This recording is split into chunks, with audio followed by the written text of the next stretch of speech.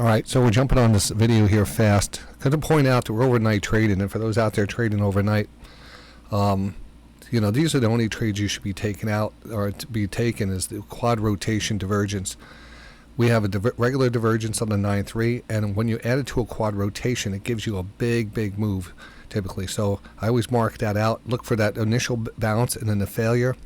Double bottom right there, perfect double bottom, and a pretty steep turn back up. Right when we see that, we take that entry. It's 56.10. And then you want to hold this. You want to give this some time. So you're just pretty much going to play that low as your stop, right around that low.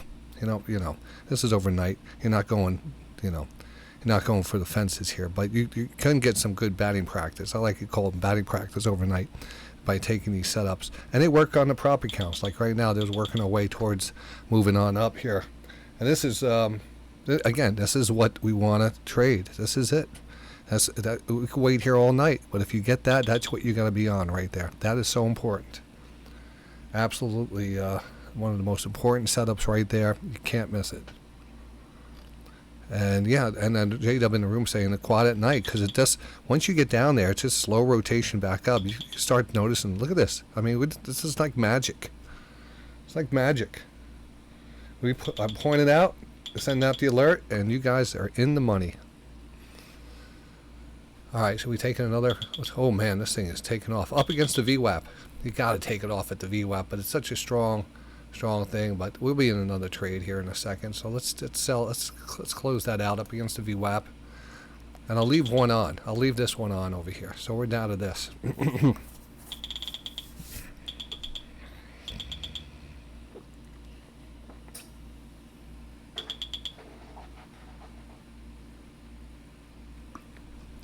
Oh wow, look at the trend line here. Big trend line, overnight trend line, big overnight trend line. Now I just took that. You can't see it on the screen. It's oh yes, you can. You did see those on the screen. For those with the prop accounts, Bullinox 90% off, DTR 90. Apex just came out with an 80% coupon. Both are lifetime. I mean, they're recurring at the same thing. Great coupons. Market, you don't want to be part. You don't want to miss this. don't want to miss this move. The other thing I was going to speak to you about is the MOMO trade, the MOMO script. Recently, finished the MOMO script, put it out to members, put it out on Patreon, and it's been working great. Today it was up, I think, over $3,000 just in the running it on the sim account there. And that, what we do is we run it on what's on the RockBot channel. That way, people who don't have the script could watch it run. So I put it on 4 different accounts. We usually have 4 different charts up on the RockBot channel. I'll actually show you what the RockBot channel looks like in case you don't know what it looks like. It looks like this right here. See that?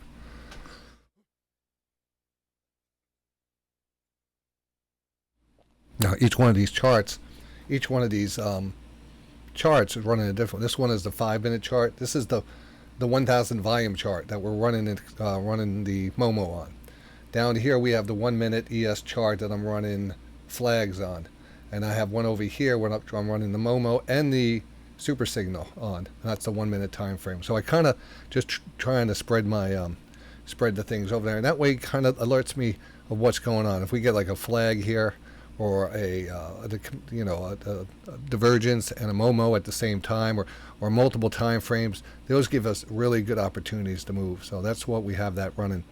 But you also can run that script on your own machine now. So that's what we're going to be talking about, running the script on your own machine. So I want to move this MOMO. This is the a lot of people were asking, what were the parameters today? Why did it work so good? And I was just doing some back testing of it, and whenever I do some strategy building and stuff, and I'm back testing, that the more time you put in, it's very hard to find something. But this has been just so good.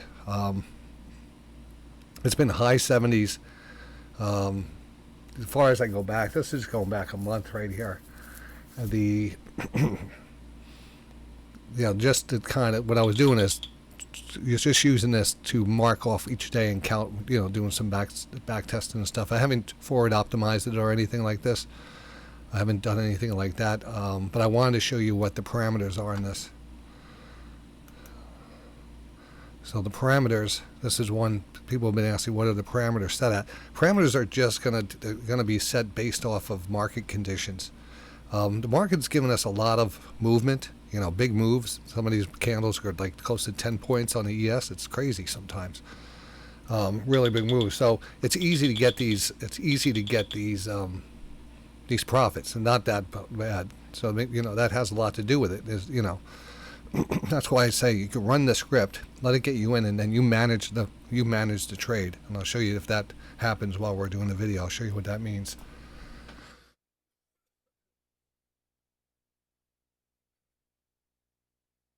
But right now this is what I'm working with. 5. So it has 5 lot. The 5 means lots. Let me move this over so you can see it a little bit better.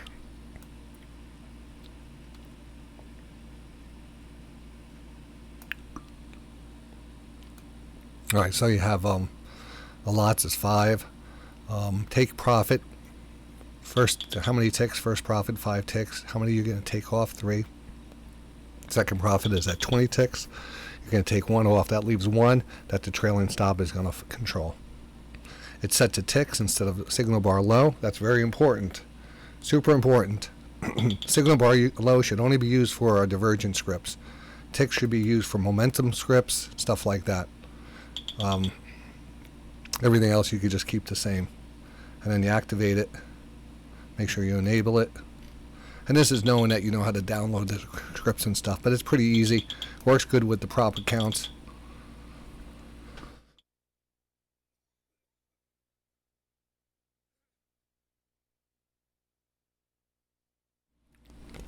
This market's still screaming higher. Up. Where are we going with this thing? I gotta take a look at this. So here's the that's the 1,000 volume chart. And what we mean by the 1,000 volume chart, what do you mean by that? Well, each chart is is tracking what's going on in the parameters that you want the chart to read. So lots of times we put a chart on a 1 minute time frame. I'm going to take this off. There, I just took it off. Build. All right, up 97. So we just took that profit. I'll readjust. Maybe we'll come back into a flag or something. We'll take another shot, but I'm fine with that. That was amazing. I should put out take alerts on this. take profits. The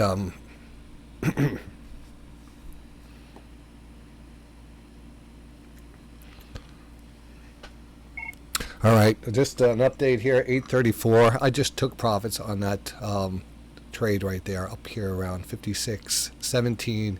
75, 56, 17, 75. Going forward, like I said, we'll continue to put the alerts out until about 10 o'clock.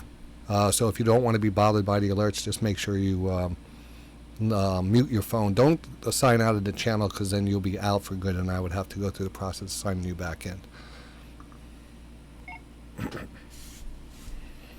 Just in case people don't want to get the alerts while they're in bed and stuff. The alerts go out to everyone around the world, so it's pretty good. So it's great for European traders, and I want to continue to put those alerts out because I do a lot of trading overnight. So it would help the European traders a lot more than American traders who are trying to get sleep at 11 o'clock at night, and all of a sudden an alert comes over and wakes them up. So,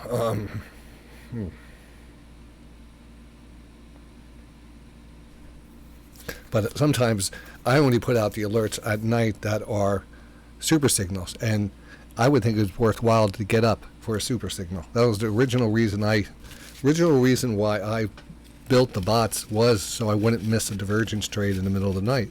That was it. And then I realized, hey, we could add the trading and stuff, and and things led to one thing, and then a nice addition to Day Trading Radio for members. Now you can trade with it. But I prefer just getting the alert, analyzing the market, taking the trade. You can see on the MOMO chart, it's not going to be as big as what's going on the regular chart, because excuse me, it takes 1,000 contracts of volume. In this case, we're looking at the futures chart. Whatever, if it was stock, it would have to be 1,000 shares have to go through be traded and for a candle to be completed. So now that we're overnight, it's going to take many minutes for one candle to get formed. So it's not a good thing to use overnight, but it's good to use maybe on the 1 minute time frame and stuff like that. But again, overnight, I would just stick to the divergences. But that's what the MOMO means. So MOMO is really good during the day when there's a lot of volume. We're going to kind of zoom out here. And I want to explain a little bit about it. Here's an example that the MOMO trade, just as I was talking about it, just triggered. It triggered. I was saying, you know what, probably won't see any MOMO trades, and sure enough, it triggered. So it's a good segue of what we're looking at. What's causing the trigger of the MOMO? Now, it's a momentum. That's what the name MOMO. It's not a Himalayan food that I eat once a week, but it is based off of momentum, and it's when momentum shifts. Now, as we know and we follow stochastics and understand how stochastics works so well in determining momentum shifting, and especially divergences, and where we could really identify that. Now, in this case right here, because the overnight trade and stuff, this is a beautiful profit. I would take that off. If you get a momentum trade and you see that 9.3 go up here, that 9.3 gets up at 80, you just want to pretty much close it out. Order canceled. And then Order canceled. just take your profits. Order submitted. Because order canceled. Order filled. This was a gift. You got an oversold level, you had a big spike there, and it had a pretty decent move, and you get overbought. And I always say, take your first profits. Actually, could take partial profits here. Take your first profits when you start to break through the 80 line. That just kind of saves your frustration, because if we go look back, even in most of these trades, the market comes down, moves back up, comes back down, and that comes down when it's above 80. Now, there will be on occasions, there will be times when this thing goes and it doesn't even turn around and come back, but the majority of the time it will. So you're always taking that as the majority of the time you will be right. The majority of the time. I almost left out a word there. So that's why you would take that off there.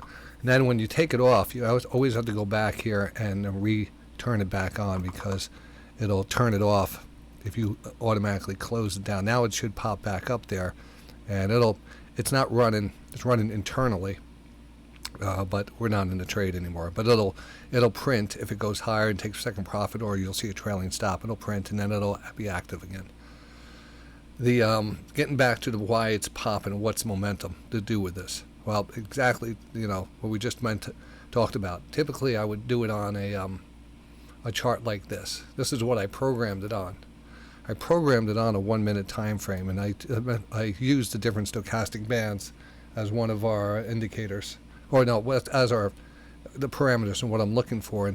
And being in the markets every single day of my life for the last 25 years, you get to learn certain things, just randomly seeing them over and over and over again. And that's why I started working with a series of stochastic bands, 4 of them. This one only has 3, but typically I have 4 on one of my charts. And each one kind of represents a different speed or a different time frame, but all looking at the same chart.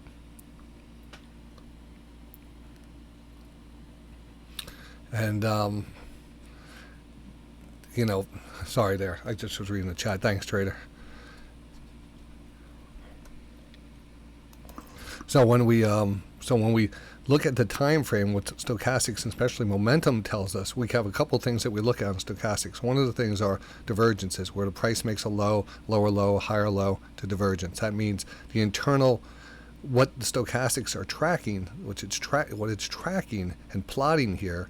The formula, what the stochastic formula is plotting, is going back how many candles, the K line, with applied the moving average on there. It's taking an average and plotting that on a scale between 0 and 100. And 0 and 100 is really representative of the highest range of the candle and the lowest range of the candle in that period.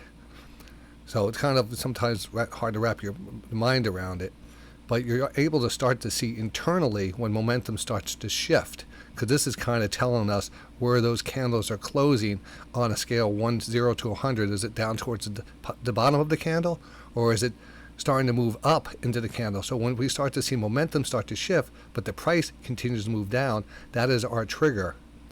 And we could see that by looking at stochastics. Stochastics are going to give us that. It's going to tell us, because it's doing the calculation internally, we don't see it on the candles really. We just see the extensions and stuff, and you can't really gauge what's going on. This could be one trade all the way down here.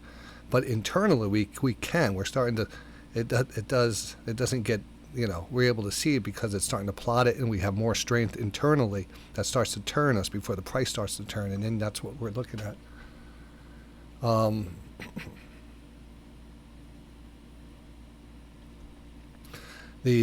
So what I've seen over years and years of trading is that once momentum gets started, and you'll hear this from a lot of people, momentum is good. The momentum precedes more momentum. That's momentum is momentum, and you kind of get that ball rolling, and that's what you want to do. So we always watch when we get the stochastic, especially on that 60-10, that represents our 5-minute time frame. When that starts to kind of turn up, let me get rid of those banners. Write those banners down. DTR 90 for the bull knocks, and then the DTR apex. It's always DTR apex for apex, and it always gives you the best thing. So let me see if we can clean that up a bit so we don't have to, we're not missing anything. How's that? We'll get back to the trade screens after too. All right.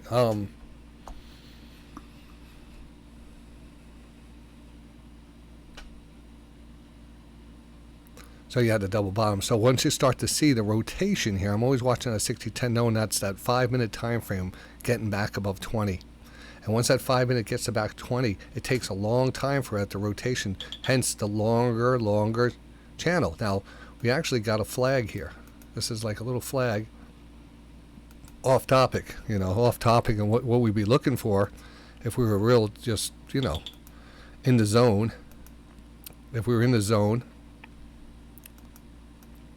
and just trading and not worried about, teaching and stuff, we'd probably map this out and say, let's watch this. This is embedded here.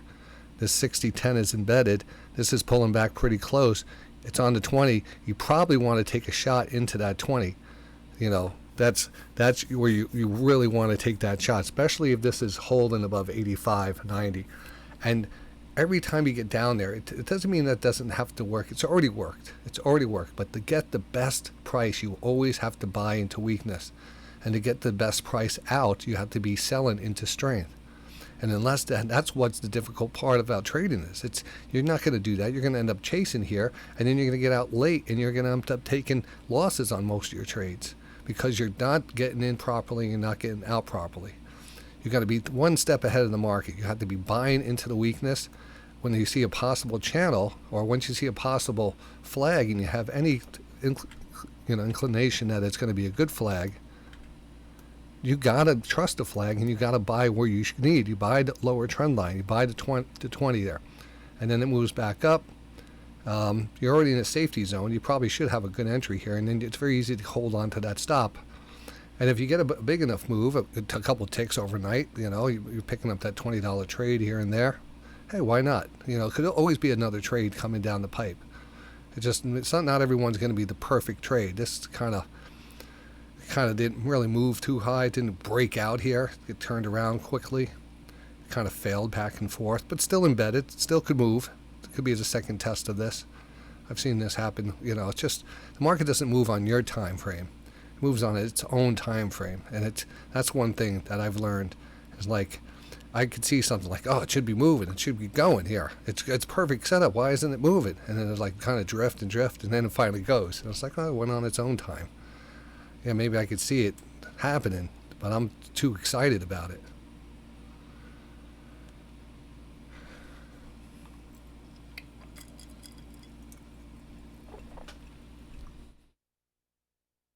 Well, so the alert's going to go off. The MOMO is going to go off when we get the 60-10 above 35.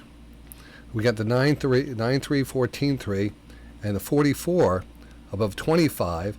And there's a couple other things that are part of the formula, meaning that each one of those moves up has to be higher than the previous candle. There's a slope involved. These are just things I programmed in to kind of give us that momentum.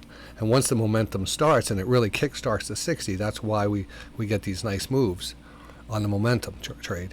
And it's about just following up with a, really, that's it. I mean, that's it. It's about managing the trade, taking profits, understanding where the MOMO trade is coming in. If the MOMO trade is coming in on a down, like, let's go back to the MOMO trade here. Let's move that back up here. This is the MOMO long. It's still active in a long here because it hasn't ticked out yet. It's still in a long.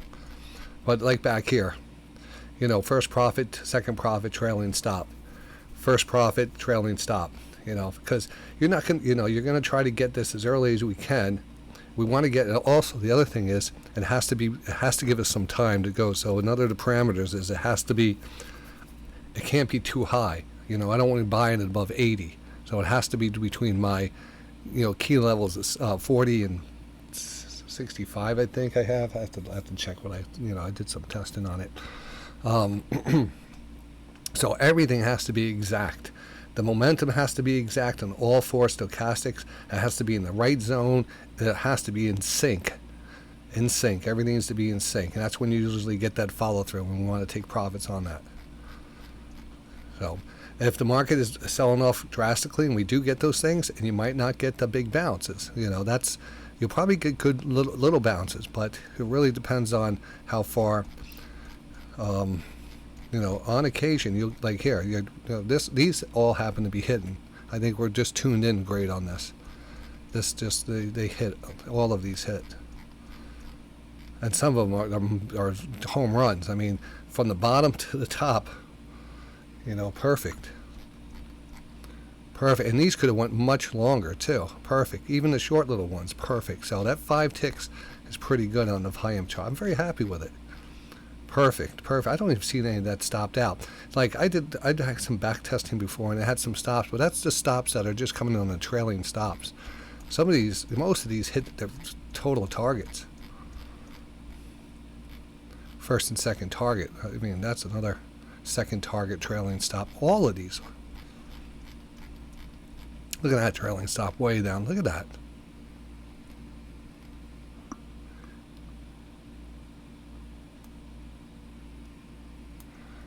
That's amazing. Look where it started. So I don't think we can get much better on this. Here's one that didn't go. It was a divergence too. Look at that. That was actually, that was on the volume chart. So we're not really counting that divergence on the volume chart.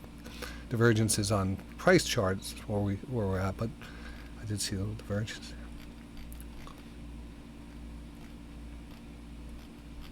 So one didn't work out. Majority of them. What could we learn from that one? What could we learn? Oh, Jesus! Look at that. That's what we learned, Johnny. That bull flag. You're just too excited for it. So yeah. So this one kind of started to move up. This is probably where we ran to a little 60-10. Wasn't steep enough. It had a couple rotations up, so it probably triggered it. It probably just was on the trigger line, but didn't see a big turn there. And when we got overbought, you should have been bailing anyway. So there's an exit. There's a safety exit here. Your safety exits whenever your 9-3 gets overbought. Consider pushing the eject button. And if you're wrong, you're wrong. Or take something off, or lighten the load, or bring the stop up to break even. There's many things you could do. Shouldn't have to take a loss. All right, let's see what happened. Where we pointed out here before. There's the MOMO. Second profit now. Should have just kept that on. That was just perfect. Of course it was.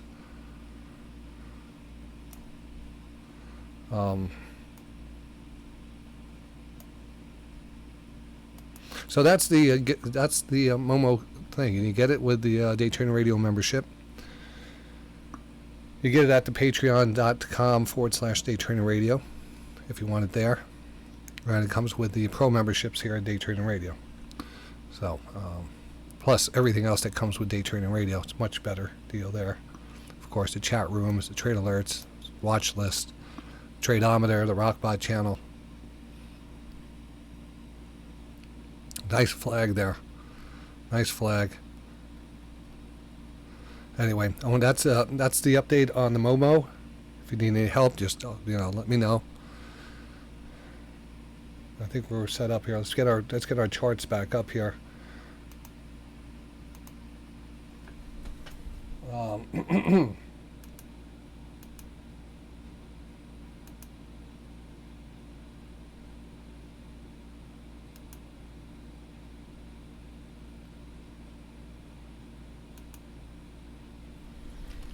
All right, so we have a little, what is this over here? 10-second. Oh, that's the 10-second chart. Look at that.